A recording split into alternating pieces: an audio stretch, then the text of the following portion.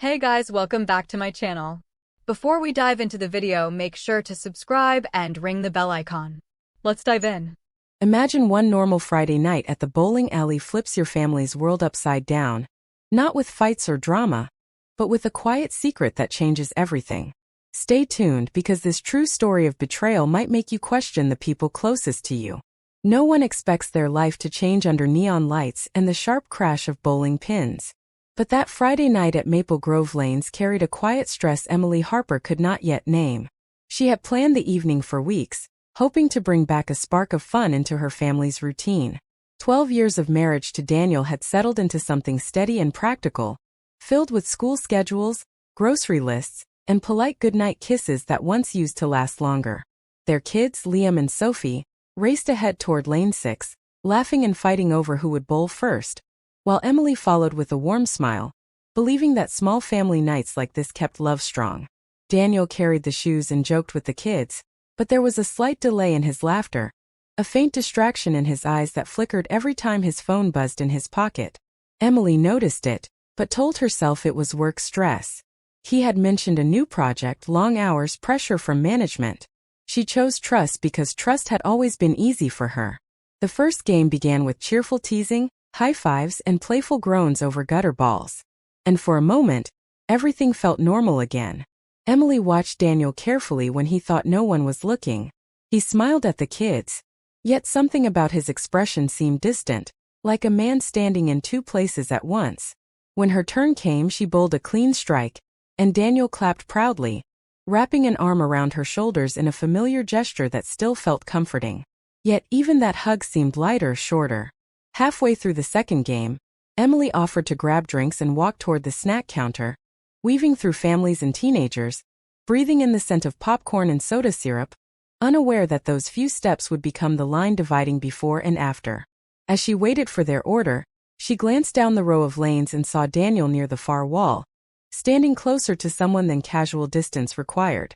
The woman beside him looked calm and confident, her dark blonde hair resting softly over her sweater, her posture relaxed in a way that suggested familiarity.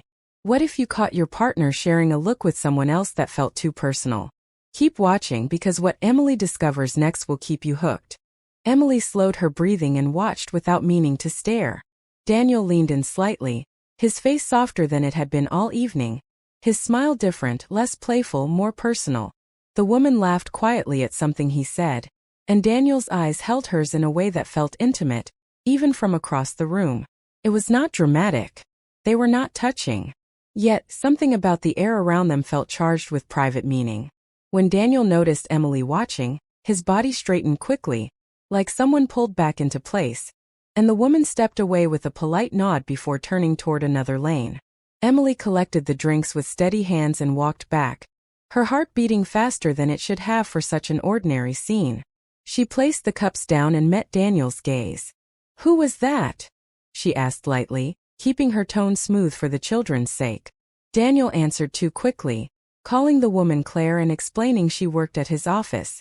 He said it was a coincidence, nothing more, just small-town timing. Emily nodded, offering a small smile, telling herself she was being unreasonable, telling herself marriages required faith, telling herself she trusted her husband. The game resumed. The kids cheered, and the noise of bowling balls masked the quiet questions forming inside her chest. She noticed Daniel checking his phone again, his thumb moving fast, then sliding it back into his pocket when she looked over. She tried to focus on Liam's excited shout and Sophie's dramatic spin before her throw, but her mind replayed Daniel's expression near lane 7. It wasn't the presence of another woman that unsettled her. It was the softness in his face, a softness she realized she hadn't seen directed at her in months. On the drive home, the kids argued about scores in the back seat while Emily stared out the window, watching streetlights blur into long streaks of gold. Daniel hummed along to the radio, acting normal, yet his silence between songs felt heavy. At home, they tucked the kids into bed, kissed foreheads, and exchanged the usual tired smiles.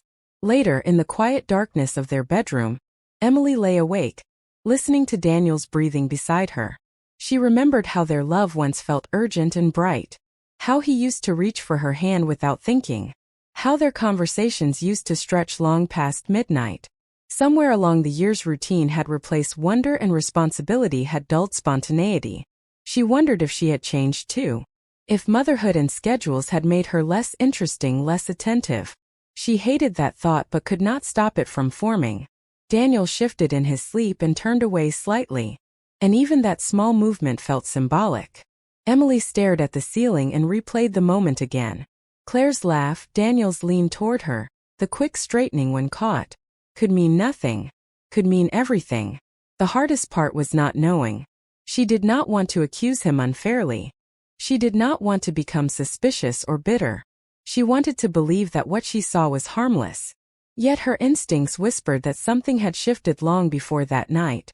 Perhaps it had begun with small silences at dinner, with tired good nights, with conversations about bills instead of dreams. Maybe both of them had drifted without realizing it. Still, there was a difference between drifting and reaching for someone else to fill the gap. Emily closed her eyes and told herself she would not jump to conclusions. She would watch. She would listen. She would protect her family quietly if she had to. But deep down she knew that bowling night had revealed a crack in the surface of their steady life. And cracks once seen could not be unseen. As the house settled into silence and the glow of the digital clock marked each passing minute, Emily understood one simple painful truth. Something had begun under those neon lights. And whether it was innocent or not, her heart had felt the shift before her mind could explain it. In the weeks after that bowling night, life in the Harper house looked normal on the outside. But small changes began to move quietly through the rooms like cold air through a cracked window. Daniel started coming home later than usual, always with a reasonable excuse. Traffic meetings, last-minute emails, nothing dramatic enough to question, yet frequent enough to feel new.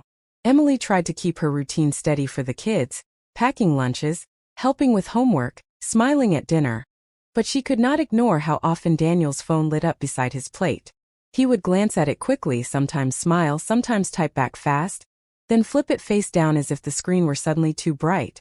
When she asked about his day, his answers were shorter than before, polished and simple, as though he had already told the interesting parts to someone else. One Thursday evening, he mentioned joining a bowling league with coworkers to clear his head. And though Emily nodded supportively, her chest tightened at the thought of Maple Grove Lanes and the woman named Claire. She did not want to sound insecure, so she encouraged him, telling herself that healthy couples allowed space. Yet space, she was learning, can slowly turn into distance. Daniel began dressing with more care on those Thursdays, choosing newer shirts, checking his reflection twice before leaving. And while that might have once pleased her, now it unsettled her. Emily watched these details quietly, collecting them like puzzle pieces she was afraid to assemble. One afternoon she decided to surprise him at work with lunch, hoping to reconnect in a simple, thoughtful way. She carried his favorite sandwich into the office lobby, smiling at the receptionist, her heart beating faster than it should for a sweet gesture. Through the glass walls of a conference room, she saw Daniel sitting across. If this story is touching you, subscribe to our channel now for more real stories that will change how you see relationships. Don't forget to hit the bell for notifications. Of turning toward her, he had turned toward someone else. That was the wound. You should have told me, she said, her voice trembling for the first time. I can handle hard conversations. I can't handle secrets. Daniel nodded slowly. You're right. There was no defensiveness left in him now, only regret. He admitted they had been texting daily, sharing thoughts that once would have been shared at home. Nothing inappropriate in words but intimate in tone, private in meaning. I didn't think it was an affair, he said. I kept telling myself it wasn't. Emily leaned back in her chair, feeling both shattered and strangely clear. The truth hurt, but it removed the fog. She realized the issue was not just Claire. It was the quiet distance that had formed long before Claire stepped into the picture. They had both allowed routine to replace connection. Yet Daniel had chosen to seek comfort elsewhere instead of repairing what was fading. That choice mattered. Do you love her? Emily asked, needing the answer no matter how much it might hurt. Daniel shook his head immediately. No, I care about her, but I love you. I love our family. Emily studied his face carefully. She saw fear there, not of being caught but of losing everything. Then you have to decide, she said firmly. Because this can't continue in any form. Daniel nodded again, more certain this time. I'll end it completely. The room fell quiet. Outside, a car passed slowly down the street. Inside, their world felt fragile but honest for the first time in weeks. Emily felt tears finally slide down her cheeks. Not dramatic sobs, just steady grief for the innocence their marriage had lost. Daniel moved closer, but stopped short of touching her, waiting for permission. That small pause told her he understood the damage. Part of her wanted to walk away from the table and protect her heart. Another part remembered the years they had built together. The births of their children, late-night talks, shared dreams. This was not a stranger across from her. It was her husband, flawed and human. I don't know what happens next, she admitted quietly. Daniel nodded. Neither do I, but I want to fix this. And in that simple exchange, with honesty finally laid bare, Emily understood that the real storm had not been at the bowling alley. It was here, in the space between two people deciding whether love was strong enough to survive the truth. The days after the truth came out felt fragile, like walking across thin ice, because nothing in the Harper home looked broken. Yet everything felt different.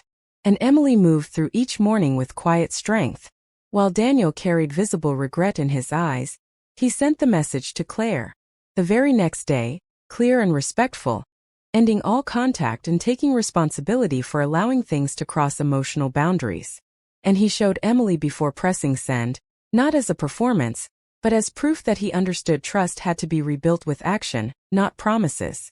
Claire replied briefly, wishing him well and agreeing that distance was best. And with that, the outside connection ended, but the real work remained inside their marriage. Emily felt waves of emotion, sadness, anger, doubt. But she refused to let bitterness define her because she knew her children were watching, and because deep down she still loved the man sitting across from her at the dinner table, even if her heart was bruised. Daniel began coming home earlier without being asked, leaving his phone on the counter instead of in his hand, offering small updates about his day before she even had to wonder. And though these gestures seemed simple, they carried weight because consistency slowly rebuilds safety. They agreed to counseling, something neither of them had imagined needing. Yet, sitting in that quiet office with a licensed therapist forced them to speak honestly in ways they had avoided for years. Daniel admitted he had felt unnoticed and restless, not unloved but disconnected. And Emily admitted she had felt taken for granted and overwhelmed, pouring energy into motherhood and routine while missing the affection that once came naturally between them. There were no dramatic fights in those sessions, only steady conversations about expectations, communication, and how emotional affairs often begin with unmet needs rather than bad intentions. A lesson both painful and clarifying. Emily learned that healing did not mean excusing what happened. It meant deciding whether rebuilding was worth the effort. And Daniel understood that forgiveness would not arrive quickly, but would grow through patience. At home, they began making intentional changes, scheduling time together after the kids went to bed, sitting on the porch with coffee instead of scrolling through phones, asking real questions again about dreams, about fears, about what they missed in each other. It felt awkward at first, like strangers relearning steps to a dance they once knew by heart. Yet slowly warmth returned in small sparks. One evening, Daniel reached for her hand across the couch and held it gently, not out of habit but purpose. And Emily felt something steady instead of uncertain. She still had moments of doubt when memories of Lane 7 flashed in her mind. But instead of staying silent, she voiced her feelings and Daniel listened without defensiveness, understanding that rebuilding trust meant allowing space for her hurt. Weeks turned into months, and the atmosphere in their home shifted from fragile to hopeful. Laughter at dinner sounded natural again, and the children sensed the lighter mood without knowing the full story. Emily realized that pain had forced them to confront what comfort had allowed them to ignore. And while she wished the lesson had come differently, she could not deny that honesty had brought clarity.